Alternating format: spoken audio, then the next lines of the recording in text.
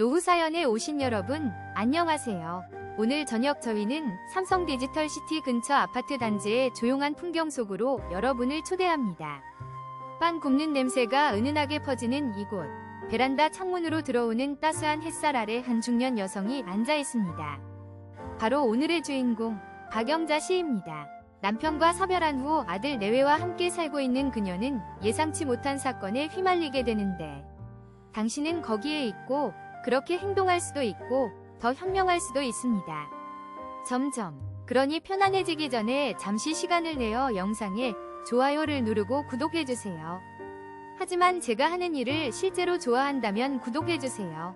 지금 어디서 영상을 보고 계신지, 현재 시간은 몇 시인지 댓글로 남겨주시면 더욱 즐거운 소통이 될 것 같습니다. 이제 불을 끄고 편안한 소리를 위해 선풍기를 켜고 오늘 밤의 여행을 함께 시작해볼까요? 햇살에 비친 박영자 씨의 얼굴엔 잔잔한 미소가 번져 있습니다. 갓 구운 빵 냄새가 온 집안에 가득하고 TV에서는 뉴스 소리가 흘러나옵니다. 앵커의 힘있는 목소리가 강제징용 배상 판결 관련 소식을 전하고 있습니다. 일본 기업의 배상 책임을 인정한 대법원 판결에 대한 일본 정부의 반발, 피해자들의 애끓는 호소, 그리고 앞으로의 한일 관계 전망까지. 복잡한 내용의 뉴스가 흘러나오는 동안 영자 씨는 생각에 잠긴 듯 보입니다. 젊은 시절 남편과 함께 일본 여행을 갔던 기억이 떠오릅니다. 화려한 도시의 불빛, 맛있는 음식들. 하지만 뉴스 속 피해자들의 모습을 보니 마음 한구석이 씁쓸해집니다. 오븐에서 빵을 꺼내 식힌망 위에 올려놓은 영자 씨는 싱크대로 갑니다. 베이킹 소다, 참 요긴하게 쓰이네. 영자 씨는 혼잣말처럼 중얼거립니다. 빵을 부풀리는 데 사용하는 것은 물론이고, 과일을 씻을 때, 냄새만 냉장고 청소에도, 심지어는 탄 냄비 바닥을 닦을 때에도 베이킹소다 하나면 만사 오케이. 영자 씨는 능숙한 손길로 베이킹소다를 사용해 싱크대를 닦습니다. 반짝반짝 윤이 나는 싱크대를 보며 흐릿한 미소를 짓습니다. 작은 것에서 소소한 행복을 찾는 그녀의 모습은 평화로워 보입니다. 하지만 그 평화는 오래가지 못합니다. 며느리, 수진 씨가 퇴근해서 집으로 들어옵니다. 평소와는 다른 냉랭한 표정입니다. 인사도 건성으로 하고 영자 씨가 건네는 따뜻한 빵에도 시큰둥한 반응입니다. 며칠 전까지만 해도 살갑게 웃으며 어머니, 빵 냄새 너무 좋아요 하던 수진 씨였는데, 영자 씨는 무슨 일이 있었는지 궁금하지만 쉽게 물어볼 수 없습니다. 혹시나 자신의 행동이 며느리의 심기를 불편하게 했을까 봐 조심스럽습니다. 식탁에 앉아서도 침묵이 흐릅니다.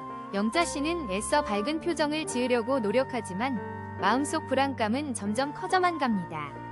TV에서는 현대사회의 가족관계 변화에 대한 심리학자들의 토론이 방송됩니다. 핵가족화, 개인주의 심화, 고령화 사회 등 다양한 요인으로 인해 가족 구성원 간의 갈등이 증가하고 있다는 내용입니다. 한 심리학자는 과거에는 가족이라는 울타리 안에서 서로에게 의지하며 살았지만, 이제는 각자의 삶을 중시하는 경향이 강해지면서 가족의 의미가 희미해지고 있다고 말합니다. 또 다른 심리학자는 소통 부재가 가장 큰 문제라고 지적합니다. 서로의 마음을 이해하고 배려하는 노력이 부족하기 때문에 사소한 오해가 큰 갈등으로 발전하는 경우가 많다는 것입니다. 영자 씨는 TV 속 심리학자들의 말에 귀 기울입니다. 나도 수진이와 더 많은 대화를 나눴어야 했나.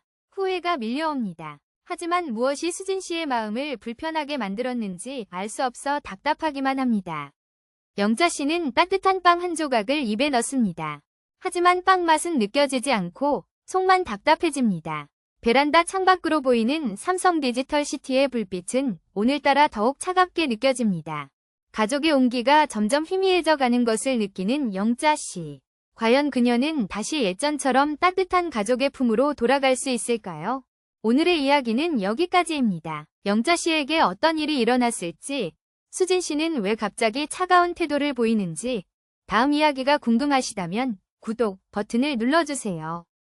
그리고 좋아요와 댓글은 저에게 큰 힘이 됩니다. 오늘 밤 여러분의 가족과 함께 따뜻한 시간 보내시길 바랍니다. 안녕히 주무세요. 아들의 한숨 소리가 점점 깊어지고 잦아졌다. 처음에는 회사 일이 바쁜가 보다, 피곤한가 보다 하고 넘겼다. 하지만 새벽까지 잠 못 이루고 뒤척이는 아들의 모습을 보면서 예사로운 일이 아님을 직감했다. 어렵게 입을 연 아들은 회사 상사의 괴롭힘과 부당한 대우에 시달리고 있다고 털어놓았다. 중요한 프로젝트에서 핵심적인 역할을 맡았음에도 불구하고 상사는 그의 공로를 가로채고 오히려 사소한 실수를 트집 잡아 끊임없이 질책했다. 다른 부서로의 부당한 전출 압박까지 받고 있다는 아들의 말에 가슴이 철렁 내려앉았다. 내 아들이, 그렇게 성실하고 착한 내 아들이 이런 부당한 대우를 받고 있다는 사실이 믿기지 않았다. 뉴스에서 젊은 직장인들의 스트레스와 퇴사 관련 기사를 볼 때마다 남의 일처럼 생각했는데 이제 내 가족의 문제가 되었다. 요즘 고부 갈등 상담 사례가 급증하고 있다는 기사를 본 적이 있다. 예전에는 단순한 생활 습관 차이에서 비롯된 갈등이 많았다면 요즘은 훨씬 더 복잡하고 미묘한 문제들이 많아졌다고 한다. 경제적인 문제, 육아 문제, 그리고 심지어는 SNS 사용 문제까지 갈등의 원인이 되기도 한다는 것이다. 기사를 읽으면서 요즘 젊은 사람들은 이라는 생각이 들었던 것도 사실이다. 하지만 아들의 고통을 직접 마주하고 나니 세상을 바라보는 나의 시선이 조금씩 달라지기 시작했다. 나 역시 며느리에게 은연중에 부담을 주고 있었던 것은 아닐까? 며느리도 직장 생활과 육아를 병행하며 얼마나 힘들까? 아들을 괴롭히는 상사처럼 나도 며느리에게 숨막히는 존재는 아니었을까? 불안감이 엄습했다. 며느리는 예전과 달라졌다. 처음 우리 집에 왔을 때는 싹싹하고 애교가 많았다. 항상 웃는 얼굴로 어머니, 뭐 도와드릴까요? 하며 부엌일을 거들곤 했다. 하지만 요즘 며느리의 얼굴에는 웃음기가 사라지고 말수도 눈에 띄게 줄었다.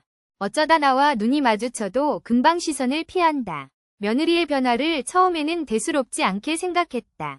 피곤해서 그러려니 컨디션이 안 좋나 보다 하고 넘겼다. 그러나 시간이 지날수록 며느리의 냉랭함은 더욱 뚜렷해졌다. 저녁 식사를 하는 도중에도 갑자기 침묵이 흐르는 일이 잦아졌다. 웃으며 이야기를 나누다가도 내가 무심코 던진 한마디에 며느리의 표정이 굳어지는 것을 여러 번 목격했다. 나는 무슨 말을 잘못했는지조차 알 수 없었다. 단지 며느리의 눈빛에서 서늘한 냉기가 느껴졌다.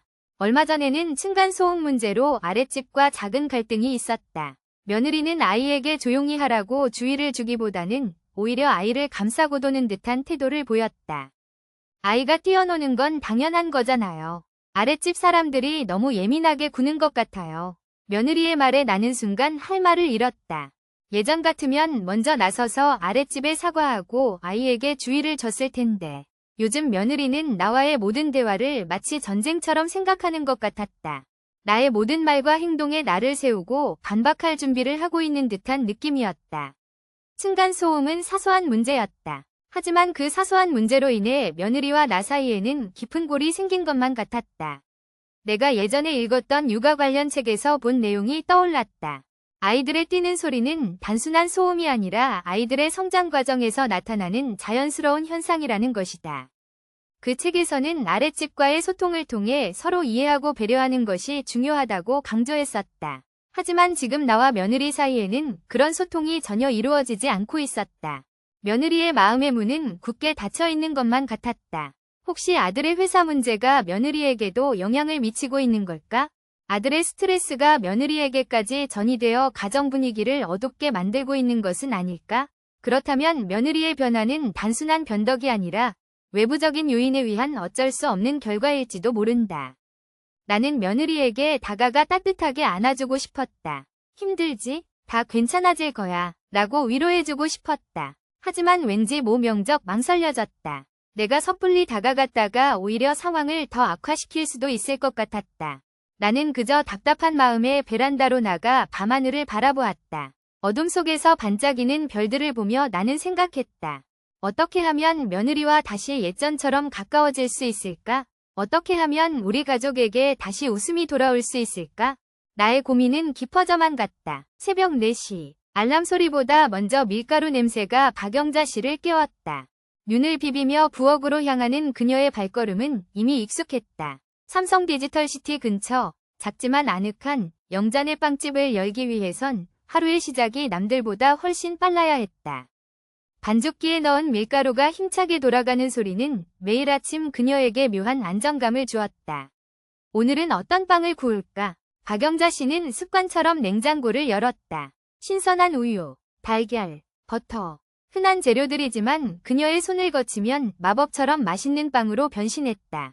하지만 요즘 그녀는 새로운 도전에 목말라 있었다. 늘 같은 빵만 만들어선 안 된다. 변화가 필요했다. 삼성 디지털시티의 젊은 직원들의 입맛을 사로잡을 기발하고 새로운 빵. 그것이 그녀의 최근 고민이었다. 인터넷을 뒤지고 요리책을 펼쳐봐도 딱히 떠오르는 아이디어가 없었다. 혹시 문득 며칠 전 뉴스에서 본 기사가 생각났다. 곤충을 이용한 식품 개발, 미래 식량으로 떠오르고 있다는 내용이었다. 물론 거부감이 들었다. 하지만 단백질 함량도 높고 환경에도 좋다는 내용은 그녀의 머릿속에 맴돌았다. 곤충빵. 생각만 해도 낯설었지만 왠지 모르게 호기심이 생겼다. 아주 소량만 넣고 맛과 향을 잘 가리면 가능성이 있을지도 모른다는 생각이 들었다. 박영자 씨는 50을 훌쩍 넘긴 나이에 창업에 도전했다. 남편의 갑작스러운 사고로 생계를 책임져야 했던 그녀에게 다른 선택지는 없었다. 처음엔 모든 것이 낯설고 두려웠다. 빵 만드는 기술은 배웠지만 장사는 처음이었다. 하지만 그녀는 포기하지 않았다. 김순자 할머니 청국장 성공 스토리를 읽으며 용기를 얻었다. 70이 넘은 나이에 시작한 사업으로 대기업에 납품까지 하는 김순자 할머니의 이야기는 박영자 씨에게 큰 희망을 주었다. 나도 할 수 있다. 그녀는 밤낮 없이 빵을 구웠고 손님들에게 진심을 다했다. 그 결과 영잔의 빵집은 조금씩 단골 손님을 확보하며 자리를 잡아갔다. 물론 쉬운 길만은 아니었다. 대형 프랜차이즈 빵집들이 하나둘씩 생겨나면서 경쟁은 더욱 치열해졌다. 원재료 가격은 계속 오르는데 빵 가격을 마음대로 올릴 수도 없었다. 잠을 줄여가며 일했지만 수입은 예전 같지 않았다. 가끔은 모든 것을 포기하고 싶은 순간도 있었다. 하지만 갓 구운 빵 냄새에 행복해하는 손님들의 얼굴을 볼 때마다 그녀는 다시 힘을 낼 수 있었다. 특히 삼성 디지털시티에서 야근하고 돌아가는 젊은 직원들이 영잔의 빵 먹으면 힘이 나요. 라고 말해줄 땐 세상을 다 가진 기분이었다. 그 짧은 한마디가 그녀에게는 그 어떤 찬사보다 값진 보상이었다. 엄마, 오늘 빵 뭐 만들었어? 토요일 오후, 아들 민수와 딸 지혜가 빵집에 들렀다. 민수는 대학교 졸업 후 취업 준비 중이었고 지혜는 고등학교 3학년이었다. 오늘은 특별히 너희 좋아하는 크림빵 많이 만들었지. 박영자 씨는 아이들을 보자마자 환한 미소를 지었다. 와, 냄새 좋다. 지혜는 갓 구운 크림빵을 한 입 베어 물었다. 역시 엄마 빵이 최고야. 민수는 엄마의 어깨를 주물러주며 말했다. 엄마, 요즘 새로운 빵 개발한다고 했잖아. 어떻게 돼가? 아직 아이디어 구상 중이야. 뭔가 특별한 빵을 만들고 싶은데 곤충빵은 어때? 민수가 농담처럼 던진 말에 박영자 씨는 눈이 동그래졌다. 어떻게 알았어? 엄마 인터넷 검색 기록 봤지. 민수는 씩 웃었다. 진짜 곤충 넣을 거야? 지혜는 깜짝 놀란 표정을 지었다. 아직 확실하진 않아. 맛있고 건강에도 좋은 빵을 만들고 싶은데 쉽지 않네. 박영자 씨는 한숨을 쉬었다. 엄마, 너무 무리하지 마. 지금처럼 맛있는 빵만 만들어도 충분해. 지혜는 엄마의 손을 잡으며 말했다. 그래도 뭔가 새로운 시도를 해보고 싶어. 박영자 씨는 창밖을 바라보았다. 삼성 디지털시티의 불빛이 반짝이고 있었다. 저 불빛 아래에서 일하는 젊은이들에게 활력을 줄 수 있는 빵. 그것이 그녀의 새로운 목표였다. 곤충빵이 정답일지는 아직 알 수 없지만 박영자 씨는 계속해서 고민하고 도전할 것이다. 그녀의 빵집은 단순히 빵을 파는 곳이 아니라 꿈과 열정이 넘치는 작은 세상이었다. 회사 분위기가 눈에 띄게 달라진 건 작년 가을쯤이었다. 그즈음 강제징용 배상 판결 관련 뉴스가 연일 톱을 장식했었다. 그때부터 일본기 회사에 다니는 아들, 준영이는 미묘한 시선을 받기 시작했다. 처음에는 단순한 기분 탓인 줄 알았다. 하지만 농담처럼 던져지는 말들, 은근한 따돌림, 그리고 중요한 프로젝트에서 배제되는 일들이 잦아지면서 준영이는 심각성을 느끼기 시작했다. 예전에는 활기 넘치던 회사 생활 이야기를 쏟아내던 저녁 식사 시간은 어느새 침묵으로 가득 찼다. 오늘 회사는 어땠니? 라는 질문에 준영이는 그저 똑같아요. 별일 없었어요. 라는 말만 반복했다. 퇴근 후 집에 돌아오는 준영이의 어깨는 축 처져 있었고 얼굴에는 피곤함이 가득했다. 잠든 아들의 얼굴을 보면 마음이 아팠다. 무슨 일이 있는 게 분명한데 내게 털어놓지 못하는 아들의 속마음이 느껴졌다. 점심시간, 습관처럼 스마트폰을 들여다보다 직장갑질 119라는 이름이 눈에 들어왔다. 혹시나 하는 마음에 클릭해보니 직장 내 괴롭힘 피해자들을 지원하는 단체였다. 사이트에는 괴롭힘의 유형, 대처 방법, 법률 상담 등 다양한 정보가 제공되고 있었다. 준영이가 겪고 있는 상황과 너무나도 닮아있는 사례들을 읽으며 가슴이 철렁 내려앉았다. 혹시 준영이도? 라는 생각이 머릿속을 맴돌았다. 직장 내 괴롭힘이라는 단어가 이렇게 무겁게 다가올 줄은 몰랐다. 사이트를 더 둘러보니 고용노동부에서 운영하는 고객상담센터도 있었다. 혹시 도움을 받을 수 있을까 싶어 전화번호를 메모해두었다. 준영이는 예전과 달리 주말에도 집에만 틀어박혀 있었다. 친구들과의 약속도 거의 없어졌고 좋아하던 게임도 하지 않았다. 그저 침대에 누워 멍하니 천장만 바라보는 날이 많아졌다. 준영아, 괜찮니? 무슨 일 있으면 엄마한테 말해도 돼. 라고 조심스럽게 물어봐도 준영이는 애써 웃으며 아무것도 아니에요. 그냥 피곤해서 그래요. 라고 대답할 뿐이었다. 그럴 때마다 아들의 눈빛에서 깊은 슬픔과 불안을 읽을 수 있었다. 나에게조차 털어놓지 못하는 아들의 고통이 얼마나 클지 상상도 할 수 없었다. 어젯밤 준영이의 방에서 희미한 불빛이 새어나왔다.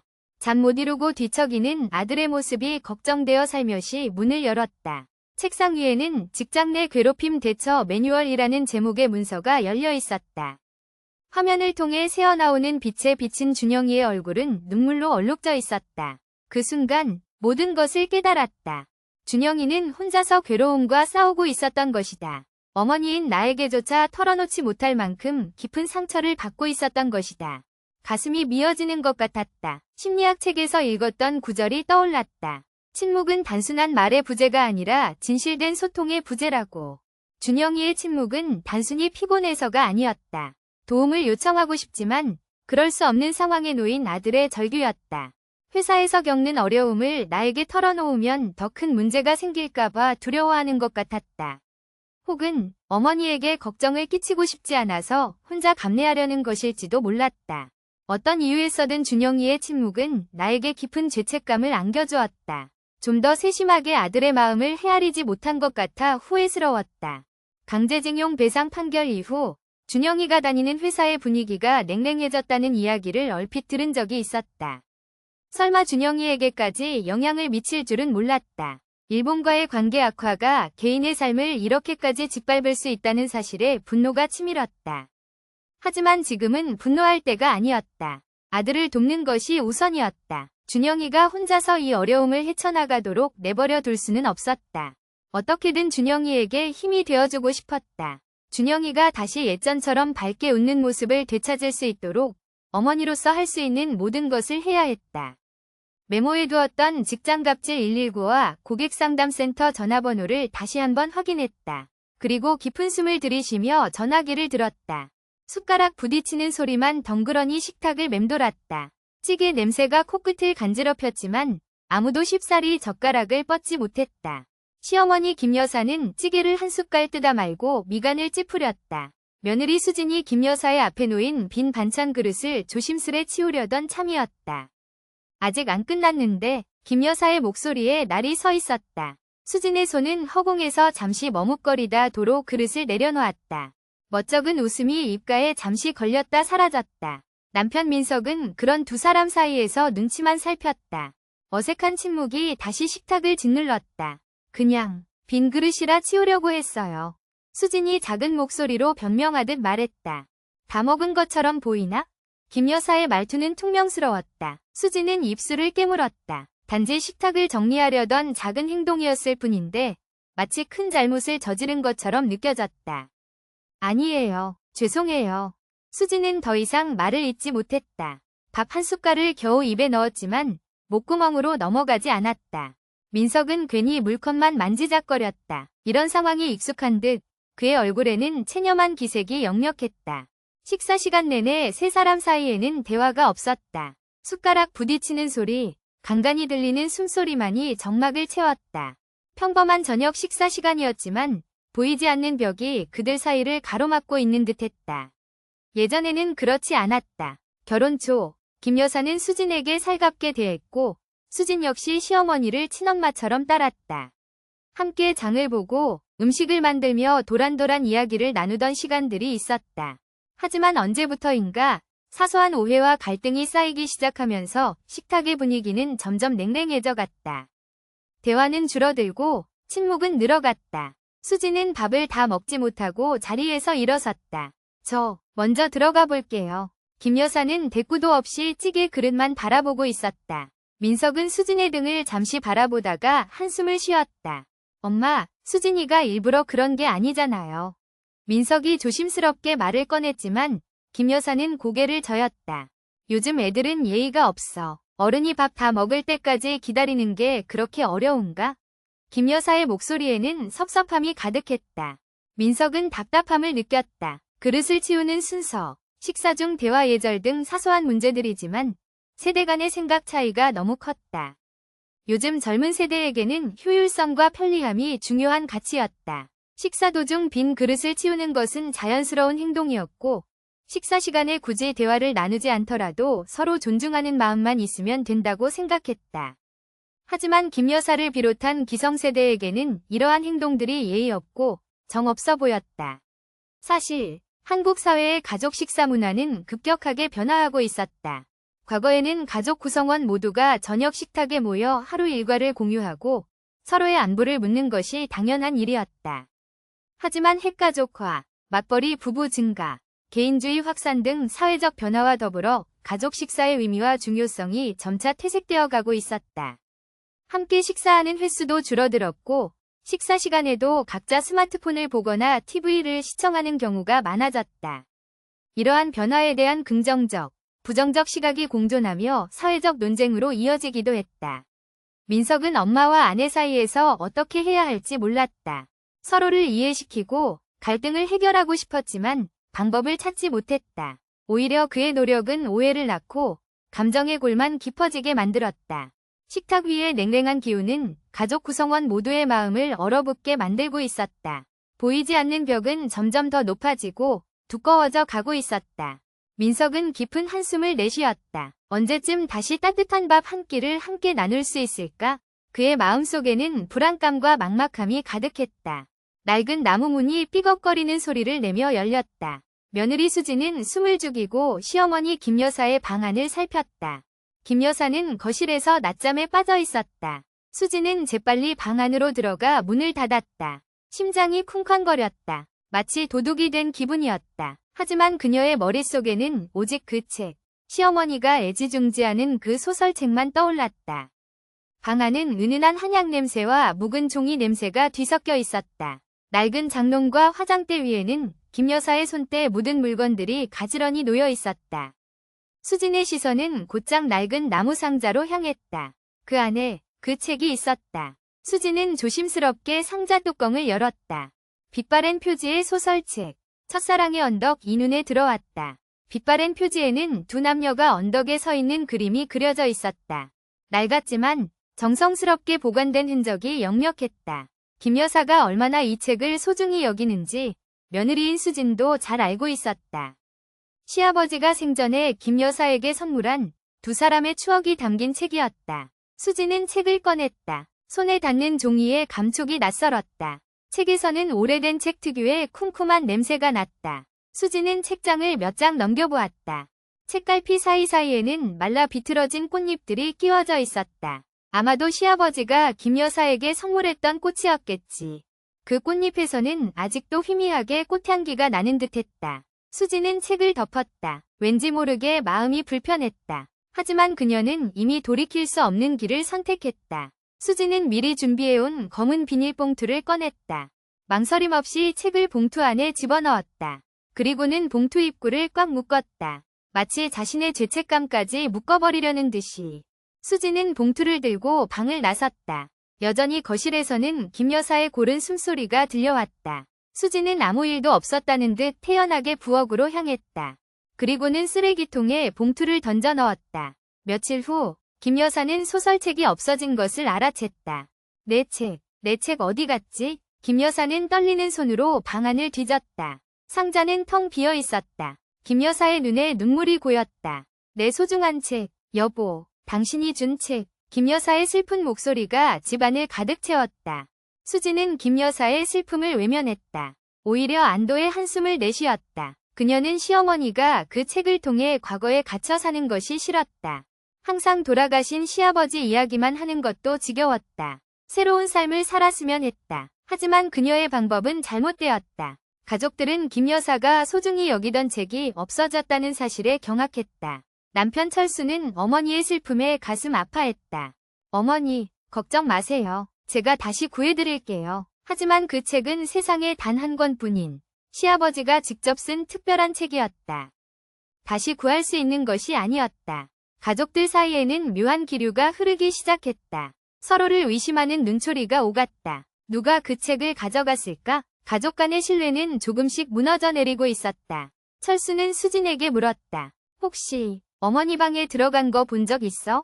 수진은 태연하게 대답했다. 아니, 난 못 봤는데.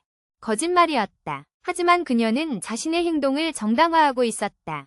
김 여사는 책을 잃은 슬픔에 잠식되어 밥도 제대로 먹지 못했다. 그 책은 단순한 소설책이 아니었다. 남편과의 추억, 그리고 남편이 남긴 유일한 유품이었다. 책을 읽을 때마다 남편의 따뜻한 목소리, 다정한 눈빛이 떠올랐다. 그 책은 김 여사에게 살아갈 힘이었고 세상과의 연결고리였다. 그 연결고리가 끊어진 지금 김 여사는 마치 세상에 홀로 남겨진 것 같았다. 수지는 김 여사의 깊은 슬픔을 보면서도 자신의 행동을 후회하지 않았다. 적어도 그 순간까지는 시간이 흘러도 김 여사의 슬픔은 가시지 않았다. 오히려 더 깊어져만 갔다. 웃음을 잃은 김 여사의 모습에 가족들은 힘들어했다. 특히 철수는 어머니의 변화에 마음이 아팠다. 어머니의 슬픔의 원인이 자신이 아끼는 아내라는 사실은 상상조차 할 수 없었다. 수지는 그런 남편과 시어머니의 모습을 보면서 죄책감에 시달리기 시작했다. 자신의 행동이 가져온 결과가 너무나 참혹했다. 그녀는 처음으로 자신의 행동을 후회하기 시작했다. 과연 자신이 옳았던 것일까? 시어머니의 행복을 위한 선택이었을까? 아니면 단순한 이기심이었을까? 수지는 혼란스러웠다. 그녀는 깊은 고민에 빠졌다. 어떻게 해야 이 상황을 바로잡을 수 있을까? 진실을 밝혀야 할까? 아니면 계속해서 거짓 속에 살아가야 할까? 수진의 선택은 가족의 운명을 좌우할 것이었다. 바스락거리는 비닐 소리가 유난히 크게 들렸다. 베란다 구석에 쌓인 쓰레기 봉투를 정리하던 시어머니의 손이 멈췄다. 무심코 봉투 하나를 열었을 때 익숙한 표지의 책 한 권이 눈에 들어왔다. 며칠 전 서점에서 보고 사고 싶었던 신간 소설책. 표지에는 며느리, 수진의 지문이 묻어있는 것처럼 선명하게 접힌 자국이 나 있었다. 순간 시어머니의 가슴이 철렁 내려앉았다. 며칠 전 수진이 어머니, 저는 책 읽는 게 시간 낭비 같아요. 차라리 그 시간에 집안일을 더 하는 게 낫죠.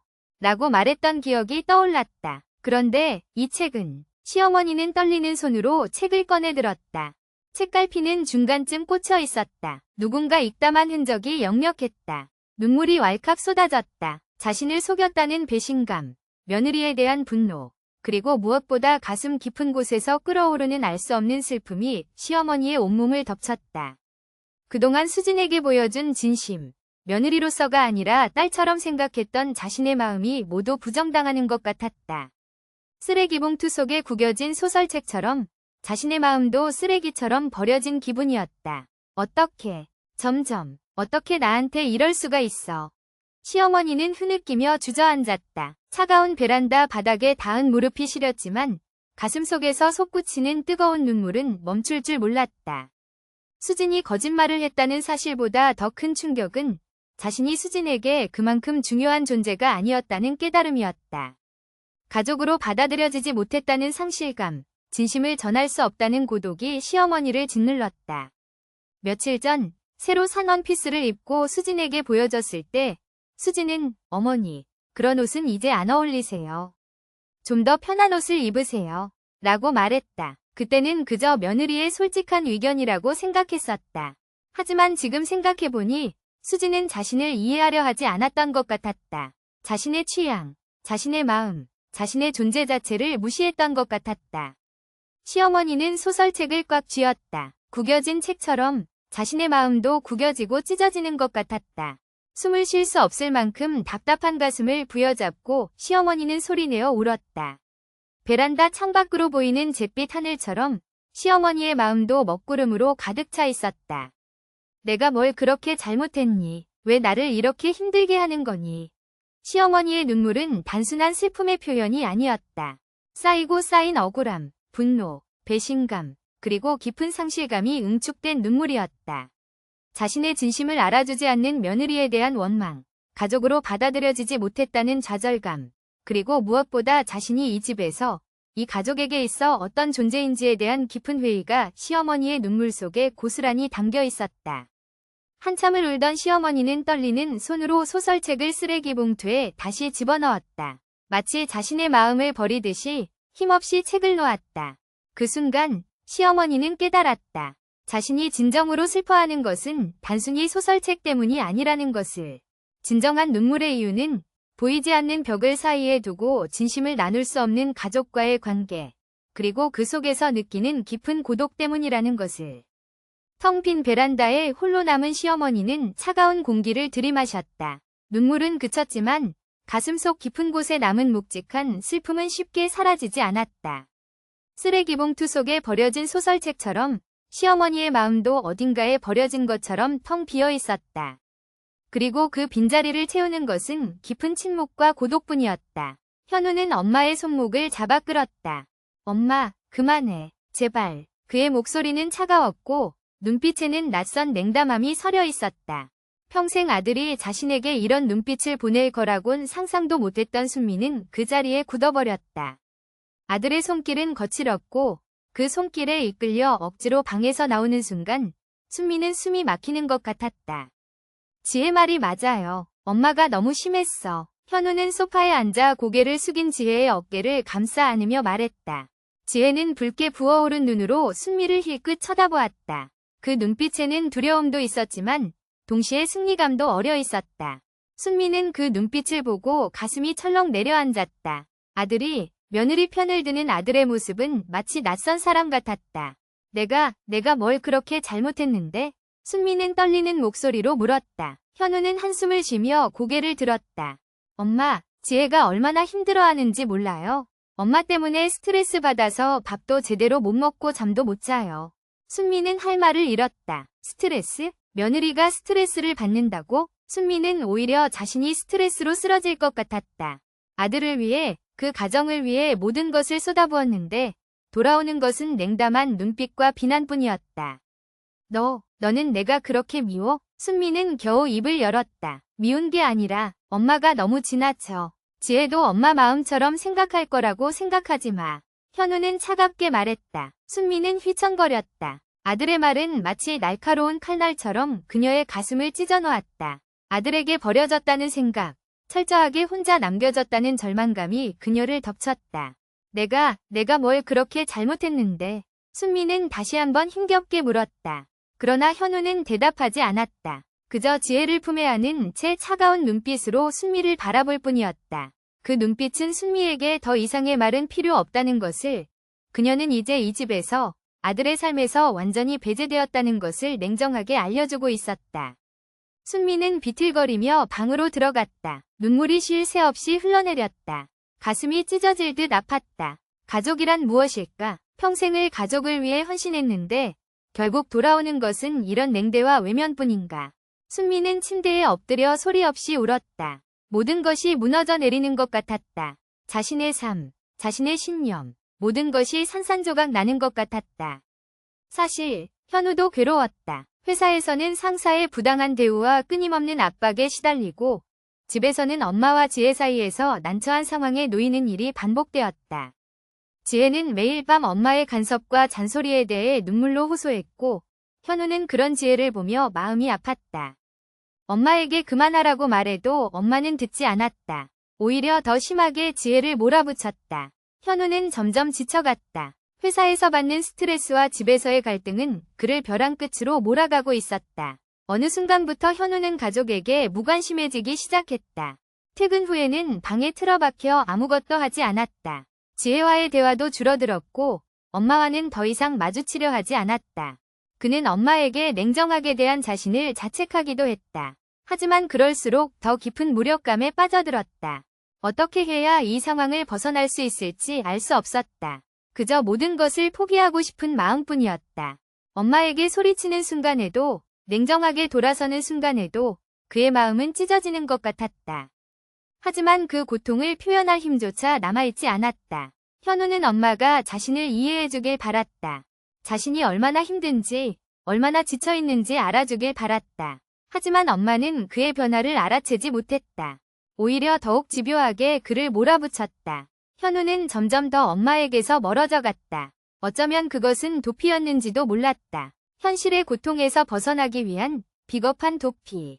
순미는 아들의 변화를 눈치채지 못한 것은 아니었다. 아들이 예전처럼 살갑게 굴지 않는다는 것, 자신을 피한다는 것을 알고 있었다. 하지만 그 이유를 알지 못했다. 다만 며느리가 아들을 변하게 만들었다고 생각했다. 며느리가 아들을 자신에게서 빼앗아갔다고 생각했다. 그래서 더욱 지혜를 미워했고 더욱 심하게 몰아붙였다. 악순환이었다. 순미의 행동은 현우를 더욱 힘들게 했고 현우의 변화는 순미를 더욱 불안하게 만들었다. 그 불안감은 다시 지혜를 향한 분노로 표출되었고 그 분노는 다시 현우를 벼랑 끝으로 몰아갔다.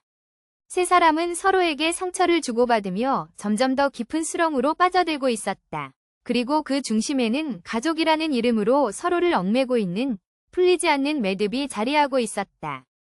희미한 형광등 불빛 아래 대기실 의자에 앉아 초조하게 순서를 기다렸다. 눈앞이 뿌릿하고 침침한 것이 백내장이 더 심해진 것 같았다. 혼자 남겨진 세상에서 앞이 보이지 않는다는 것은 상상만 해도 끔찍했다. 의사의 차가운 진단이 두려워 손에 땀이 찼다. 김영철님, 3번 진료실로 들어오세요. 간호사의 목소리에 심장이 쿵 내려앉았다. 진료실 문을 열고 들어서자 젊은 남자 의사가 환한 미소로 맞이했다. 어서 오세요, 김영철님. 오늘 어떤 증상으로 오셨나요? 차분하고 부드러운 목소리였다. 나는 떨리는 목소리로 눈앞이 흐릿하고 잘 보이지 않는다고 설명했다. 의사는 알겠습니다. 잠시만 눈을 봐도 될까요? 라며 검안경을 들었다. 그 순간 의사의 눈이 나와 마주쳤다. 낯설지만 어딘가 익숙한 눈빛, 살짝 올라간 눈꼬리와 짙은 눈썹. 그때 의사가 나지막이 삼촌 하고 불렀다. 순간 숨이 턱 막혔다. 설마 아니겠지. 지훈이니? 내 물음에 의사는 눈시울을 붉히며 네, 삼촌. 접니다. 지훈이에요. 라고 대답했다. 10년 만에 만난 내 조카 지훈이. 내 여동생의 아들. 세상에 이런 기적이 있을까? 진료실 안은 잠시 침묵에 휩싸였다. 지훈이는 삼촌, 많이 변하셨네요. 그동안 어떻게 지내셨어요? 라며 내 손을 잡았다. 그 따뜻한 온기에 10년 동안 얼어붙었던 내 마음이 조금씩 녹아내리는 것 같았다. 나는 그동안의 외롭고 힘겨웠던 시간들을 이야기했다. 아내를 잃고 사업도 실패하고 혼자 남겨진 이야기. 지훈이는 내 이야기를 조용히 들어주며 눈물을 글썽였다. 삼촌, 그동안 얼마나 힘드셨어요? 왜 저희에게 연락 한 번 안 하셨어요? 저희는 삼촌을 계속 찾았는데. 지훈이의 말에 가슴이 미어졌다. 자존심 때문에 가족들에게 짐이 되기 싫어서 연락하지 못했다는 변명밖에 할 수 없었다. 지훈이는 이제 혼자 계시지 마세요. 저희와 같이 살아요. 어머니도 삼촌을 늘 그리워하셨어요. 라며 나를 위로했다. 지훈이의 따뜻한 위로는 메마른 내 가슴에 단비 같았다. 오랜 시간 잊고 지냈던 가족의 정이 그리웠다. 지훈이는 정밀검사를 통해 내 눈 상태를 꼼꼼히 살폈다. 백내장이 많이 진행되었지만 수술하면 시력을 회복할 수 있다고 했다. 지훈이는 제가 직접 수술해드릴게요. 삼촌. 걱정하지 마세요. 라며 나에게 용기를 주었다. 수술 날짜가 잡히고 나는 지훈이의 집에서 지내게 되었다. 10년 만에 다시 만난 여동생은 나를 보자마자 눈물을 쏟았다. 오빠, 살아있었구나. 내가 얼마나 걱정했는지 알아? 여동생의 따뜻한 포옹에 꾹꾹 눌러왔던 감정이 터져나왔다. 나도 모르게 눈물이 흘렀다. 지훈이와 여동생, 그리고 조카딸까지 나는 다시 가족의 품으로 돌아왔다. 그들은 나를 따뜻하게 맞아주었고 과거의 상처를 치유할 수 있도록 도와주었다. 함께 식사를 하고 이야기를 나누고 웃음을 나누는 평범한 일상이 얼마나 소중한지 새삼 깨달았다. 특히 어린 조카 딸아이의 제잘거리는 목소리는 내 삶에 새로운 활력을 불어넣어 주었다. 수술은 성공적이었다. 흐릿했던 세상이 다시 선명하게 보이기 시작했다. 눈을 뜨자마자 지훈이의 환한 얼굴이 보였다. 수술 잘 됐어요, 삼촌. 이제 다시 잘 보이시죠? 지훈이의 목소리에 나는 고맙다는 말밖에 할 수 없었다. 다시 세상을 볼 수 있다는 기쁨, 그리고 가족의 사랑을 되찾았다는 감격에 가슴이 벅차올랐다. 나는 다시 살아갈 용기를 얻었다. 지훈이의 도움으로 작은 가게를 열어 새로운 삶을 시작했다. 비록 과거의 상처는 남아있지만 이제는 두렵지 않았다. 나에게는 사랑하는 가족이 있고 다시 세상을 볼 수 있는 눈이 있었다. 그리고 무엇보다 나를 믿고 응원해주는 지훈이가 있었다. 마지막 희망이라고 생각했던 조카와의 재회는 내 인생의 기적과도 같은 새로운 시작을 선물해 주었다. 낡은 옷가지 몇 개와 약간의 현금이 든 작은 가방을 든 채 나는 익숙하지 않은 아파트 복도에 서 있었다. 희미한 형광등 불빛 아래 낯선 페인트 냄새와 옆집에서 들려오는 텔레비전 소리가 묘한 불안감을 자아냈다. 하지만 그 불안감보다 더 큰 감정은 바로 해방감이었다. 마치 오랫동안 갇혀있던 세상에서 벗어나 드넓은 하늘로 날아오르는 기분이었다. 이 작고 낯선 공간이 앞으로 나의 새로운 삶의 터전이 될 것이었다. 모든 것을 잃었다고 생각했던 순간 조카 은주과 내민소는 절망의 구렁텅이에서 나를 끌어올려 주었다. 은주는 묵묵히 내 편이 되어주었고 이 작은 아파트를 계약하는 것까지 도와주었다. 고모, 이제 여기서 편히 지내세요. 뭐든 필요한 거 있으면 언제든 말씀하세요. 은주의 따뜻한 말에 목이 메었다. 눈물을 꾹 참고 애써 미소를 지어 보였다. 은주야, 정말 고맙다. 아직 텅 비어있는 방을 둘러보았다. 가구도 없고 살림살이도 없었지만 이 공간은 온전히 나만의 것이었다. 며느리와 아들의 냉대와 무시 속에서 숨 막히던 지난날들과는 달리 이곳에서는 자유롭게 숨 쉴 수 있었다. 그들의 차가운 눈빛과 비수 같은 말들이 더 이상 나를 괴롭히지 않을 것이다. 그 생각만으로도 가슴속 응어리가 조금씩 풀리는 것 같았다. 그동안 나는 그들에게 좋은 엄마, 좋은 시어머니가 되기 위해 모든 것을 희생했다. 내 젊음과 꿈, 그리고 행복까지도. 하지만 돌아온 것은 배신과 냉대뿐이었다. 그들은 내 희생을 당연하게 여겼고 나를 마치 짐짝처럼 취급했다. 특히 며느리는 나를 투명인간 취급하며 내 존재 자체를 부정하는 듯했다. 아들은 그런 며느리에게 휘둘리며 나를 방치했다. 그들의 행동은 내 마음에 깊은 상처를 남겼고 나는 서서히 시들어갔다. 하지만 이제 더 이상 그들의 그늘 아래서 살아갈 필요가 없었다. 이 작은 아파트는 나에게 새로운 시작을 의미했다. 나는 이곳에서 나 자신을 위한 삶을 살 것이다. 그동안 잊고 지냈던 내 꿈을 다시 펼쳐보고 나만의 행복을 찾아갈 것이다. 그리고 잊지 않을 것이다. 그들이 나에게 준 상처를, 그들이 나에게 안겨준 고통을. 복수라는 단어가 떠올랐다. 단순히 그들에게 똑같은 고통을 되돌려주는 것이 목적이 아니었다.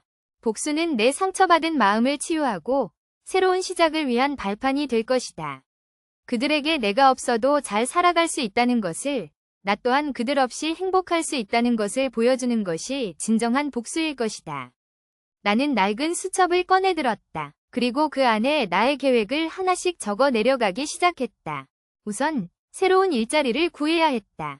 경제적으로 독립하는 것이 가장 중요했다. 다행히 은주가 소개해준 작은 카페에서 파트타임으로 일할 수 있게 되었다.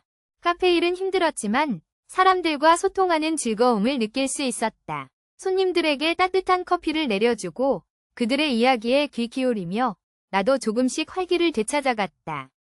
그리고 오랫동안 미뤄왔던 취미생활도 시작했다. 젊은 시절 그림 그리는 것을 좋아했던 나는 미술학원에 등록했다.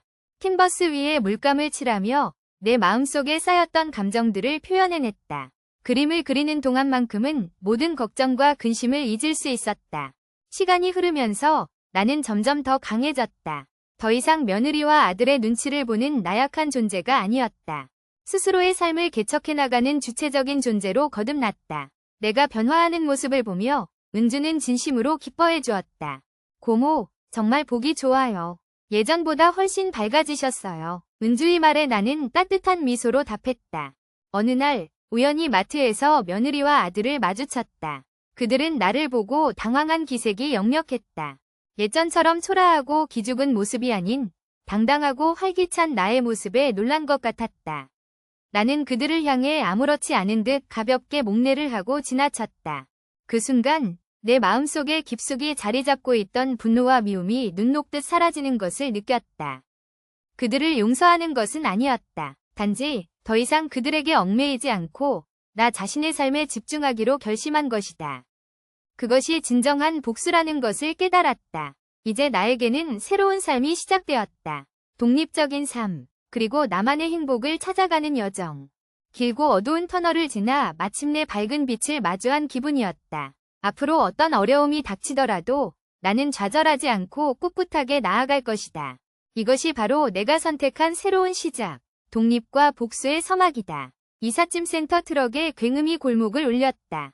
며느리 미영은 현관 앞에 서서 분주하게 움직이는 인부들을 감시하듯 바라보았다.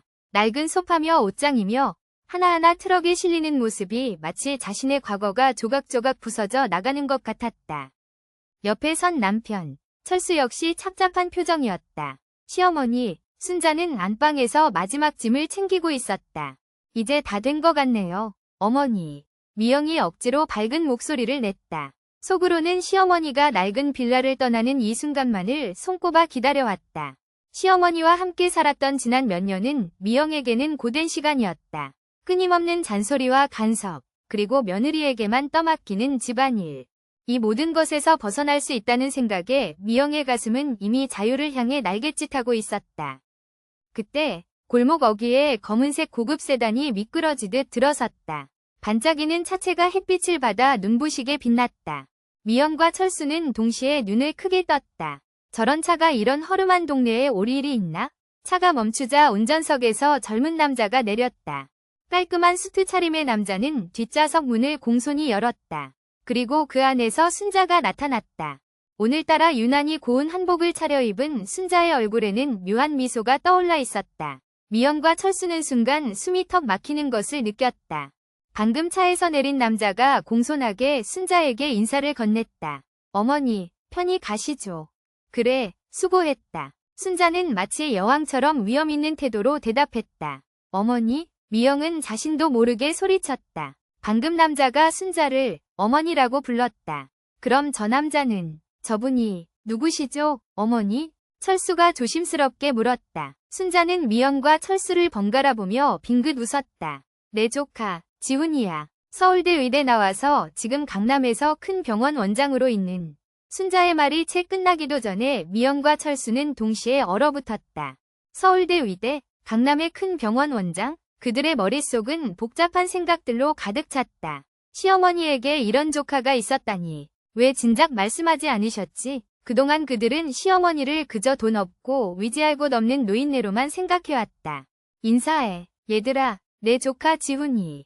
순자는 여전히 침착한 목소리로 말했다. 아, 안녕하세요. 미영과 철수는 어색하게 인사를 건넸다. 그들의 얼굴은 당황스러움과 부끄러움으로 붉게 달아올라 있었다. 지훈은 정중하게 고개를 숙였다. 처음 뵙겠습니다. 어머님께 이야기 많이 들었습니다. 그의 눈빛은 예리하면서도 따뜻했다. 미영과 철수는 그의 시선을 마주하기가 어려웠다. 자, 그럼 나는 가야겠다. 순자는 미영과 철수에게 눈길조차 주지 않고 지훈의 부축을 받으며 차에 올랐다. 차는 부드럽게 움직여 골목을 빠져나갔다. 트럭에 실린 낡은 가구들과 대비되는 고급 세단의 모습이 마치 한 편의 영화 같았다. 미영과 철수는 멍하니 그 모습을 바라보았다. 시어머니가 떠난 빈자리가 너무나 크게 느껴졌다. 아니, 정확히는 시어머니의 진짜 모습을 몰랐던 그들의 무지가 드러난 빈자리였다. 여보, 어머니가 저런 조카가 있었다니. 미영이 떨리는 목소리로 말했다. 철수는 아무 말도 하지 못했다. 그의 머릿속에는 오직 후회뿐이었다. 시어머니에게 잘해드릴 걸. 좀 더 따뜻하게 대해드릴 걸. 그때 이삿짐 센터 직원이 다가왔다. 이제 짐 다 실었습니다. 출발할까요? 아, 네. 미영은 힘없이 대답했다. 트럭이 출발하려는 순간 순자에게서 전화가 왔다. 미영은 망설이다 전화를 받았다. 미영아, 너희 이 집 어떻게 할 거니? 순자의 목소리는 차분했다. 네? 그게 무슨, 이 집, 내가 판 거야. 너희는 이제 나갈 곳 없지? 미영은 순간 머리를 한 대 얻어맞은 듯 멍해졌다. 집을 팔았다고? 그럼 자신들은 어디로 가야 한단 말인가? 어머니. 그게 무슨 말씀이세요? 미영은 당황한 목소리로 소리쳤다. 내 말 뜻 못 알아듣겠니? 이 집, 이제 내 집 아니야. 새 주인한테 곧 연락할 거다. 순자는 더 이상 말을 잇지 않고 전화를 끊었다. 미영은 손에 쥔 휴대폰을 멍하니 바라보았다. 모든 것이 산산조각 나는 소리가 들리는 듯했다. 자유를 향해 날갯짓하던 날개는 꺾여버렸고 남은 것은 망연자실한 현실뿐이었다. 철수는 아내의 표정을 보고 모든 것을 직감했다. 여보, 무슨 일이야? 미영은 눈물을 글썽이며 말했다. 어머니가 집을 팔았대. 우리 갈 데가 없어. 이삿짐 트럭은 그들을 남겨둔 채 떠나가고 있었다. 미영과 철수는 텅 빈 골목길에 덩그러니 남겨졌다. 그들의 앞날에는 불안한 미래만이 펼쳐져 있었다.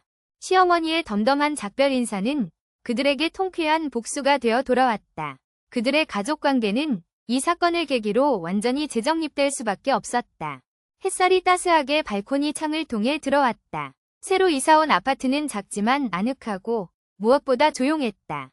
베란다에 놓인 작은 화분의 허브들은 싱그러운 향기를 뿜어내고 멀리서 들려오는 아이들의 웃음소리는 마음의 평화를 가져다 주었다. 커피 한 잔을 들고 소파에 앉아 창밖을 바라보니 지난날의 힘겨웠던 시간들이 마치 꿈처럼 느껴졌다. 이 작은 공간이 주는 안정감은 그 어떤 호화로운 집에서도 느껴보지 못한 것이었다. 혼자 살림을 시작하면서 모든 것이 서툴렀지만 하나씩 해내는 과정에서 오는 성취감은 컸다. 직접 요리하고 청소하고 빨래를 개는 일상적인 행위들이 이 작은 아파트에 생기를 불어넣었다. 예전에는 당연하게 여겼던 것들이 이제는 소중하고 감사하게 느껴졌다.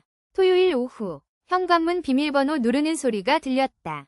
약속한 대로 조카 지훈이가 놀러온 것이다. 이모. 활짝 웃는 지훈이의 얼굴을 보니 마음이 따뜻해졌다. 지훈이는 내가 이혼 후 가장 큰 위로이자 삶의 활력소였다. 이모, 오늘은 뭐 만들어줄 거예요? 지훈이가 좋아하는 스파게티 어때? 와, 좋아요. 지훈이의 해맑은 웃음소리가 아파트 안을 가득 채웠다. 함께 장을 보고 요리하고 식탁에 앉아 이야기꽃을 피웠다. 지훈이는 학교 생활, 친구들 이야기, 좋아하는 만화영화 이야기를 쉴 새 없이 쏟아냈다. 그런 지훈이를 바라보는 것만으로도 행복했다. 지훈이는 내게 단순한 조카 이상의 존재였다. 가족이라는 울타리 안에서 느끼는 따뜻함, 서로에게 의지하고 지지하며 살아가는 소중함을 다시금 일깨워주는 존재였다. 예전에는 가족이라는 틀 안에서 벗어나지 못하고 끊임없이 나를 희생해야 한다고 생각했다. 하지만 이제는 혼자라는 것이 두렵지 않았다. 오히려 혼자만의 시간을 통해 진정한 나 자신을 찾아가는 과정이 즐거웠다. 책을 읽고 영화를 보고 좋아하는 음악을 들으며 나만의 시간을 온전히 누렸다. 퇴근 후에는 요가 학원에 등록해 몸과 마음을 다스리는 시간을 갖기도 했다. 스스로를 돌보고 사랑하는 법을 배우면서 내면의 힘이 강해지는 것을 느꼈다. 이혼 후 한동안은 세상에 혼자 남겨진 것 같은 외로움과 상실감에 힘들었다. 과거의 상처가 떠오를 때면 밤잠을 이루지 못하고 눈물을 흘리기도 했다. 하지만 이제는 그 아픔을 딛고 일어설 수 있는 용기가 생겼다. 과거의 기억에 얽매이지 않고 현재에 집중하며 미래를 향해 나아가기로 결심했다. 이 작은 아파트에서 시작하는 새로운 삶이 기대되고 설렜다. 지훈이가 돌아간 후 조용해진 거실에 앉아 차분히 생각에 잠겼다. 진정한 가족의 의미는 혈연으로만 이어진 것이 아니라는 것을 깨달았다.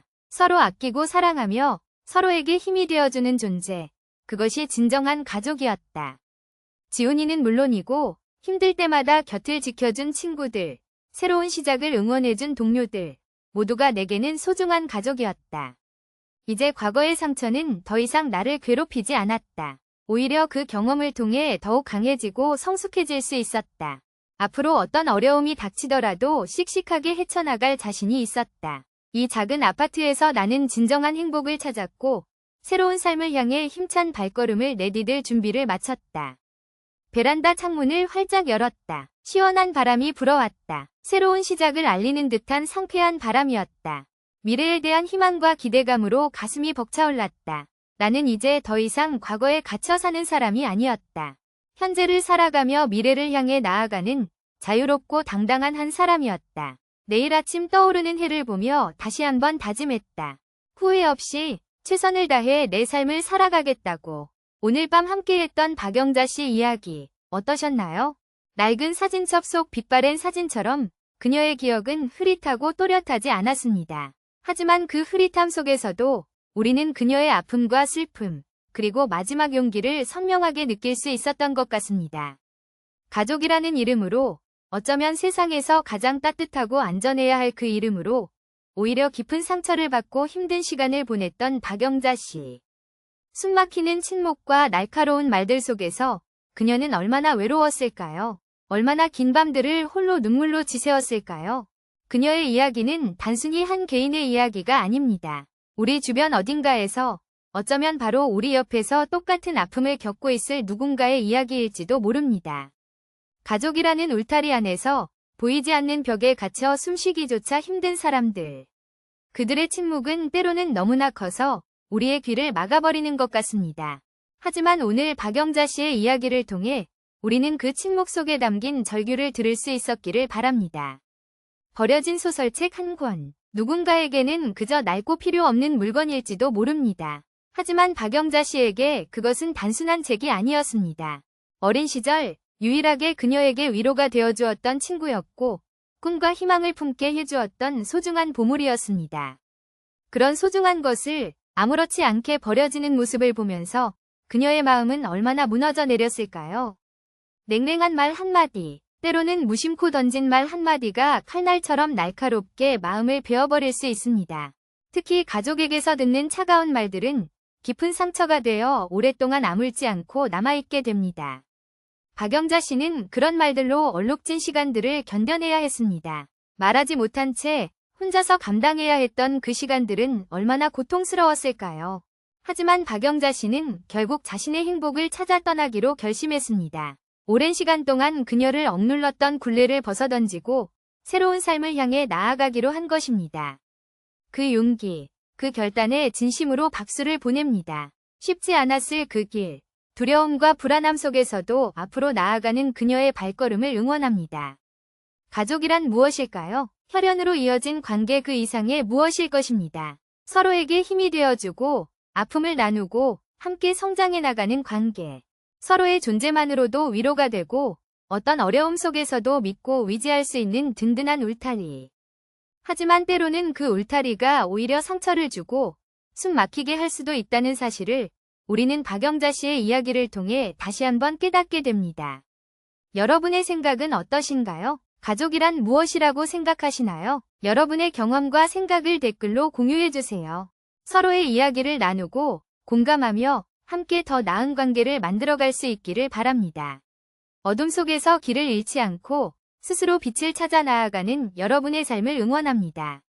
때로는 힘들고 지칠 때도 있겠지만 포기하지 않고 묵묵히 자신의 길을 걸어가는 여러분의 용기를 믿습니다. 오늘 밤도 편안한 꿈 꾸시길 바랍니다. 그리고 영상이 마음에 드셨다면 좋아요와 구독 부탁드립니다. 여러분의 응원은 저에게 큰 힘이 됩니다. 감사합니다.